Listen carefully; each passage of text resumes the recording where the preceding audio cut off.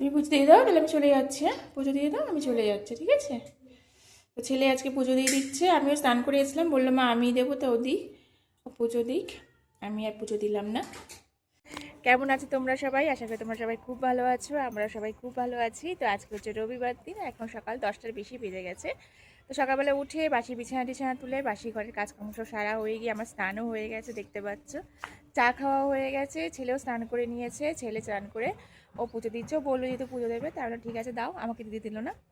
ও নিজে নিজে পুজো দেওয়ার ভালো লাগে। তো আমার এখন হয়ে গেছে। আজকে একটু না ব্ল্যাঙ্কেটটা রোদে দিয়েছি, একটু ব্ল্যাঙ্কেটটা রোদে দিয়েছি, দিলে একটু গরম হলে ভালো লাগে। যদিও এখন লেপটা গায়ে দিই। তো ওর বাবা নাইট করে এসছে, তো এখন বোধহয় ওর বাবা একটু শোবে, বোধ হয় না, ওর বাবা অবশ্যই শোবে আর ঘুমাবে।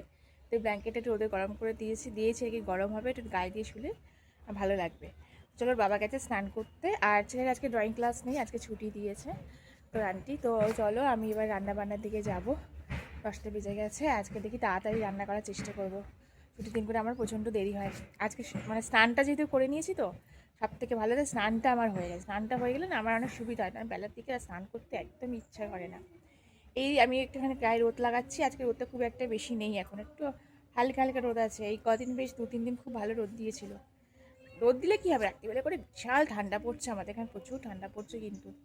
তাতে চলো আমি একটু রোদ গায়ে লাগিয়ে নিই, তারপরে আমি নিচে যাবো, গিয়ে রান্নাবান্না করবো। ওর বাবা মাছ এনেছে, তো দেখি কী কী রান্নাবান্না করি। 2 রকম মাছ এনেছে, মাছ টাছগুলো ধোয়া হয়নি, মাছ টাছগুলো ধোবো, রান্নাবান্না করবো। আর যা রান্না করবো তোমার সাথে শেয়ার করবো। তো চলো,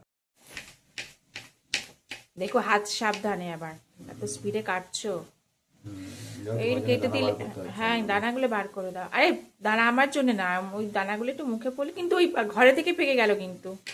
আগে খেলাম কচি, এই ঘরে থাকলে পেকে যায় লাউটাও। লাউ, হ্যাঁ লাউ ঝিঙে ঘরে রাখলেই মানে পেকে যায় এগুলো। তুমি করে দিলে, আবার একটা কাজ করো না, পুরো বুকোটাকে বাদ দিয়ে দাও, দিয়ে তারপরে করো না।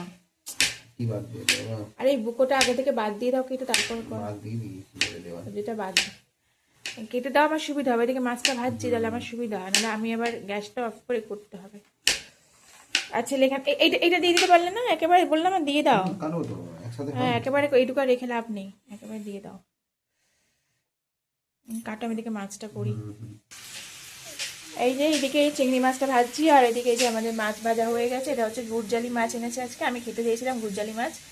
তো গুড়জালি মাছ এনেছে, এই যে মাছটা ভেজে ফেলেছি, আর এখানে চিংড়ি মাছটা ভাজছি। ভাজা হয়ে গেলে আগে ভাবছি ঝোলটা কষিয়ে দেবো, তারপর লাউটাকে একটু সিদ্ধ করে নেবো, নিয়ে তারপর লাউ চিংড়ি করবো। তারপরে দেখি আর কি করা যায় ভাবছি।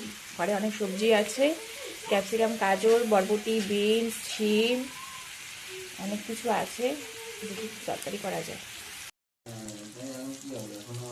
দেখো এখানে আমি আগে ঝোলটা বসিয়ে দিলাম। তো প্রথমেই তেলের উপরে একটু কালো জিরে ফোড়ন দিয়েছি, কালো জিরে ফোড়ন দিয়ে আর দিয়ে দিয়েছি একটু টমেটো কেটে দিই, টমেটো পেস্ট করে নিয়ে আজকে টমেটোটা কুচি করে টমেটো দিয়ে দিয়েছি। দেখো টমেটোটা একটু গলেও এসছে। তারপরে দিয়েছি একটু হলুদ আর একটু লঙ্কার গুঁড়ো দিয়েছি। লঙ্কা গুঁড়োটা দিয়েছি আর কি একটু কালারের জন্যে। আর লঙ্কা গুঁড়ো বেশি দিনই আমার ছেলে ঝাল হলে আবার খেতে পারবে না, কাঁচা লঙ্কা দিয়ে দিচ্ছি। দিয়ে এইভাবেই ঝোলটা করবো, ঝুলি করবো। তো অনেকেই মাছ রেসিপি অনেকেই পেঁয়াজ রসুন ইউজ করে, মানে যে কোনো মাছেই দেখেছি, বাট আমাদের বাড়িতে না এই পেঁয়াজ রসুন ছাড়াই মাছটা করি, এবং পেঁয়াজ রসুন ছাড়া মাছটা খেতে কিন্তু বেশি আমার ভালো লাগে। আমার যে কোনো রান্নাতে পেঁয়াজ রসুনের ব্যবহারটা আমি একটু কমই করি, জানি না কেন আমার ভালো লাগে না। তো কী হয়েছে বাবা, চলে এসেছিলে কি বলতে আবার আমাকে। তো দেখো এখানে হয়ে গেছে, মাছটা ভাজা আছে, এবার এটা মশলাটা কষিয়ে নেব, কষিয়ে নিয়ে জল দিয়ে দেবো। কি মানে বোঝাবো, এই যে আমার ছেলে এখানে চলে এসছে, মানে পড়তে বলেছি, কোনটার মানে বোঝাতে হবে। আচ্ছা দাঁড়াও, ওখানে মানে বুঝিয়ে দিয়ে পড়ছে। ঝোল দেখো ফুটে গেছে, এবার আমি দিয়ে দিচ্ছি মাছগুলো, ছেড়ে দিচ্ছি। তোমরা গুড়জালি মাছ খেতে পছন্দ করো, কারা কারা পছন্দ করো, আর এই মাছ তোমরা আর কীভাবে খাও। এটা বেগুন দিয়ে করলে হয়তো খাওয়া যেত, বাট আমার তো বেগুন খাওয়া এমনি বারণ, তাও একদিন খেয়েছি। আর আমার বর বলেছি, আমার হাজব্যান্ড ঝোলে কোনো রকম সবজি দিলে একদম পছন্দ করে না, মানে সবজি ছাড়া ঝোল খায়, পছন্দ করে। তো সেই কারণে আমি ঝোলে না কোনো রকম সবজি দিতে পারি না, ইচ্ছা থাকলেও আমি দিতে পারি। তো আমার রান্না সবজি ছাড়াই করতে হয়। বড় জোর ম্যাক্সিমাম যদি কোনো সবজি দিই, তো আলু দিলে তবু ঠিক আছে, বাট আর কোনো সবজি দিলে পছন্দ করে না, খায় না সে। আর আমার এমনি বেগুন খাওয়া বারণ। তো চলো এবার নামাবার সময় আমি একটু ধনেপাতা কুচি ছড়িয়ে দেবো। শীতকাল মানে দেখো যে কোনো তরকারিতে ধনেপাতা দিলে কিন্তু সুন্দর একটা ফ্লেভার আসে। তো ধনেপাতাটা দিয়ে নামিয়ে নেবো। আর এদিকে দেখো লাউটা আমি সিদ্ধ করে নিয়েছি। আর ভাবলাম একটু বেগুন ভেজে দিই, ওদের বেগুনগুলো নষ্ট হচ্ছে, তো এই বেগুনটা ভাজবো। তো চলো, মোটামুটি রান্না আজকে তাড়াতাড়ি কমপ্লিট হয়ে যাবে। এবার ভাতটা একটু পরে বসিয়ে দেবো। তো এখন বাজে 1:30, আর আমার রান্না কিন্তু কমপ্লিট হয়ে গেছে। একটুখানি এটা ভাজছি, মনে হলো রাত্রে হয়তো লাগতে পারে। বড় অফিস যাবে, হয়তো রুটি দিলে রুটির সাথে দিয়ে দেবো, তাই জন্য একটু ভেজে রাখলাম। এখন যদি লাগে নেবো, নাহলে রাত্রের জন্য করে রাখলাম। তার আলু আছে, ফুলকপি, বিনস আর শিম দিয়ে এটা ভাজা করছি। দেখো ওইদিকে এখন ভাত কিন্তু নেমে গেছে, কিন্তু গ্যাস এখনও মোছা হয়নি। আর এদিকে কি রান্না করেছি যেন তোমাদের দেখিয়ে দিই। দেখো এখানে আছে বেগুন ভাজা, মাছ ভাজা আছে, এখানে মাছের ঝোল। আর মাছের ঝোলটা বললাম না, আমার সময় ধনে পাতা দিয়েছি। আর এখানে দাঁড়াও দেখিয়ে দিই, একতলায় আছে এই যে লাউ চিংড়ি। ঠিক আছে, রাখার জায়গা একদম কম বলে এভাবে রেখেছি। এই যে লাউ চিংড়ি আছে, এটা ধনে পাতা ছড়ানো। লাউতে কিন্তু ধনে পাতা দিলে খুব সুন্দর খেতে লাগে। তো এই হচ্ছে মোটামুটি আজকে আমাদের দুপুরবেলা, রবিবারের দুপুরে আর কি রান্নাবান্নার আয়োজন। তো চলো এটা ভেজে নিই ভাতটা, পেরে খেয়ে নেবো আমরা। আমার প্রচণ্ড খিদে পেয়েছে। এরকম শীতের সবজি ভাজা কার ভালো? আমার কিন্তু বেশ মানে এই ফুলকপি ভাজা কিন্তু আমার ভীষণ প্রিয়। ফুলকপি ভাজা আমি মানে শুধু ফুলকপি ভাজা দিয়ে অনেকটাই ভাত খেতে পারি।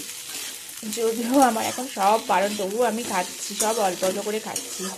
কী করব, বছরে দেখো সিজনে এই বছরে একবারই তো এগুলো খাওয়াতে, সারা বছর আর ফুলকপি পাওয়া যায় না। আর ফুলকপিটা সত্যি আমার কিন্তু ভীষণ প্রিয়। শীতকালে আমাদের বাড়িতে এবার রোজই ফুলকপি হয়, রোজই খাই। তা বিশেষ করে আমার ফুলকপি ভাজাটা খুব ভালো লাগে। তো যাই হোক, ঘরে এরকম টাটকা টাটকা সবজি রয়েছে, একটু না ভাজলে যেন দেখে মনে হচ্ছে না একটু ভাজি, ভেবেছিলাম তরকারি করবো, তরকারি করলাম না, কারণ বেশি হয়ে যাবে, তো একটু ভেজে নিচ্ছি। তো চলো ভাজে কমপ্লিট করে তারপর একটু খাওয়া দাওয়া করে নিই। চলে এলাম ছাদে, খেয়ে দে এবার রোদ্দুর পোহাতে। আজকে রোদ্দুরের তেজ কম না গো, আজকে রোদ্দুরের তেজ একদম কম। 2-3 দিন বেশ রোদ্দুরের তেজ ছিল। আজকে তো ছাদে এসেছি রোদ্দুর পোহাবো বলে, আজকে এই রোদ্দুরের তেজ কম। এগুলো শুকিয়ে গেছে, তুলে ফেলতে হবে, শুকিয়ে গেছে। হাওয়া দিচ্ছে, প্রচণ্ড হাওয়া দিচ্ছে। আর রাত্রিবেলা করে সেরকম ঠান্ডা পড়ছে, বাপ রে বাপ। দেখো রোদ্দুর পোহাতে এলাম, রোদ্দুরই তো নেই, রোদ্দুরই তো নেই। যখন রোদ্দুর নেই তখন চলো ঘুমিয়ে পড়ি হ্যাঁ গিয়ে তুমি তো ঘুমোবে, একটুখানি। তোমার তো ঘুম লাগবে। আমিও যাবো, আমি একটু শোবো, বাট একটু ভাবলাম একটু গায়ে একটু গরম করে যায়। খেয়ে উঠে ঠান্ডা লাগে না, খেয়ে উঠেছি ঠান্ডা লাগছে। একটু ঠান্ডা তো লাগছে। হ্যাঁ একদম ঠান্ডা, মানে একদম রোদ্দুর নেই, একদম তেজ নেই রোদ্দুরে। 2-3 দিন ছিল, আর 2-3 দিনে আমার সময় হয়নি বসার। আজকে তো সময় হয়েছে, তাড়াতাড়ি খেয়েছে, আজকে এরকম। আর এই যখনই ছাদে আসে তখনই দেখো এই এই এই চেক খেলবে, যখন ছাদে আসে তখনই স্কুটি চালাচ্ছে। চলো একটু ভালো লাগে, পড়াশোনাটা ভালো লাগে না। না দেখছো ওকে মুখে বলছে পড়াশোনা ভালো লাগে না, ও পড়াশোনা ছাড়া সব কিছু হয় ওর। দিয়েছো?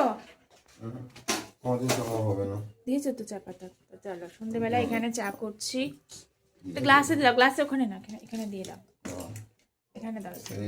তো সন্ধেবেলা চা করছি, প্রচণ্ড ঠান্ডা পড়েছে, কথা বলছে, প্রচণ্ড ঠান্ডা পড়েছে আমাদের এখানে, প্রচণ্ড ঠান্ডা। সন্ধে বলি এত ঠান্ডা লাগছে না, মানে হাত পা একদম জমে বরফ হয়ে যাচ্ছে।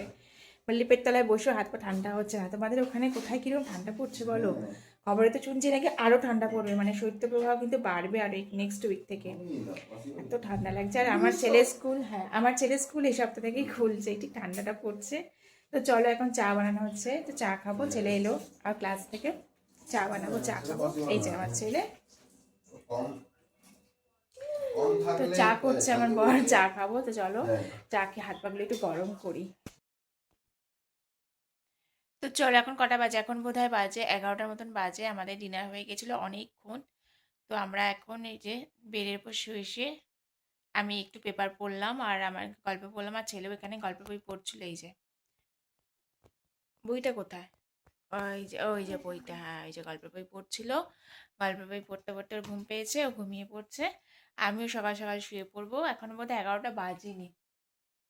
ঠিক আছে 11টার মতন, যাই হোক সকাল সকালে ঘুমিয়ে পড়ি, ঘুম পাচ্ছে। আজকে একটা ঠান্ডা পড়েছে, ঠান্ডা একদম কাহিল অবস্থা হয়ে যাচ্ছে আমাদের এখানে, কিন্তু প্রচুর ঠান্ডা পড়ছে, মানে ঠান্ডায় না কাহিল। আর সকালের দিকে রোদ যদি ওঠে তো ভালো লাগছে না, সন্ধ্যের পর থেকে ভীষণ খারাপ, মানে উঠে কাজ করার জন্য কাজ করতে ইচ্ছা করছে না। উঠে পড়লে আবার কাজ করাই যাচ্ছে, তো চলো, সকালে তো প্রচুর ঠান্ডা। প্রচুর ঠান্ডা লাগে, হ্যাঁ। তো চলো, ছেলে শুয়ে পড়েছে, আমিও শুয়ে পড়ি, আবার নতুন ব্লগ নিয়ে চলে আসবো। ঠান্ডা, তোমাদের ওখানে কেমন ঠান্ডা পড়ছে আমাকে কমেন্ট করে জানিও, ঠিক আছে? আর সবাই খুব সাবধানে থেকো। তো চলো, আজকে এই পর্যন্ত এখানে রাখি, আবার দেখা হবে নতুন ব্লগে। সবাই ভালো থেকো, সুস্থ থেকো, সাবধানে থেকো। Good night.